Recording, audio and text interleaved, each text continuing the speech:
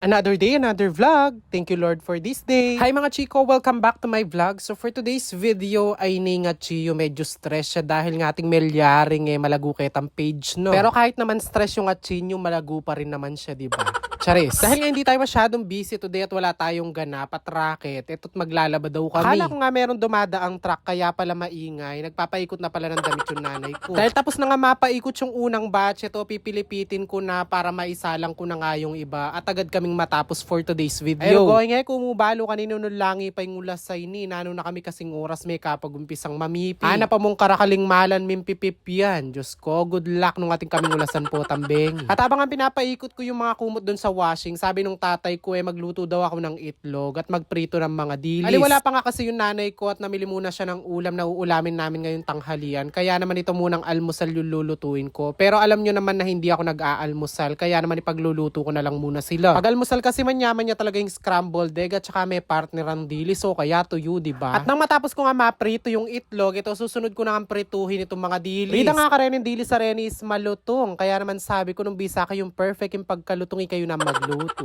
Pero yung mga chiko, nang maluto nga yung dilis, agad ko na disinalang itong mga talong. Matagal na nga kasi nakastock yung mga talong na to dun sa basket. Kesa naman sa malantayan, iluto na natin para makain. Saktong-sakto nga pagkatapos ko magluto ng almusal, dumating na din yung nanay ko at may dala na nga lulutuing ulam for today's video. Meron nga ditong pechay, repolyo, kamatis, at saka saging na sabo. Tapos meron nga din pala ditong kamote na hindi ko alam kung isasama ba dun sa ilulutong ulam o gagawing kamote cube. Bali, ang lulutuin nga pala natin for today's video is nilagang pata. Kaya naman ayan, bumili ng pata yung nanay ko. Sabi niya itong nilaga daw na to dapat umabot na hanggang Pasko. Ay rugon Bali, pagkahiwa nga dun sa pata, agad ko na din binanlawan para nga agad kong maisalang at agad din lumambot. Syempre. Hindi ko na nga hiniwa yung isang malaki kasi sa akin yun.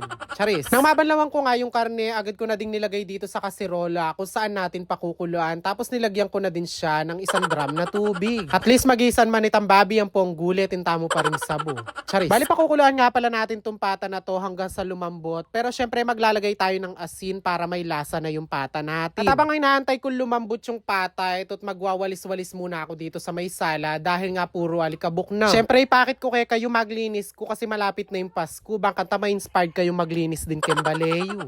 Charis. Ay natapos na yung second batch sa pagpapaikot dito sa may washing. Eto't pipilipitin ko na nga at mailagay dito sa batcha kung saan nagkukusot yung mother ko. And fast forward nga, after 3 hours na pagpapakulo dito sa ating pata, sa wakas linambot siya. Rin bala ko muna palambutin kasi rola. At habang nga wala akong ginagawa kanina, pinaghihiwa ko na din pala itong mga gulay tulad na lang nitong repolyo at yung pechay. Balatan at hiniwa ko din sa dalawa itong mga saging na saba para dumami. Sarap nga kasi sa nilaga yung saging na saba, nakakapagpatamis na sabaw. At dahil nga wala tayong patatas na gagamitin sa nilaga, ito't kumuha nga ako ng 2 pirasong kamote at ayan binalatan ko at hiniwa ko na din. Yes, opo, pwede po tayo maglagay ng kamote sa nilaga. Pero syempre, no sinigang yung niluto, yung kanawang na naman, nung di na niya yung kamote Tapos ayan, bali naghiwa na din pala ako ng sibuyas. Bali 2 piraso yan. Sabi nga nila, the more sibuyas, the more gastos ng niluluto mo. Charis. Dahil nga malapit na rin naman mananghalian, pagkatapos nga nilang mag-almusal, ito't lulutuin ko na nga yung nilaga. O diba, makanyang kong manyuno. Kay ba't damig almusal pagluto ko no nga ba? At nang kulong-kulo na nga yung sabaw ng ating nilaga, sunod ko na nilagay itong mga pinaghiwa nating kamote at saging na sabaw. At nga makakakain ka lang ng nilagang baboy kundi bagong taon, Pasko. Pero ngayon dahil nakakautang na tayo, kahit araw-arawin natin pwede na.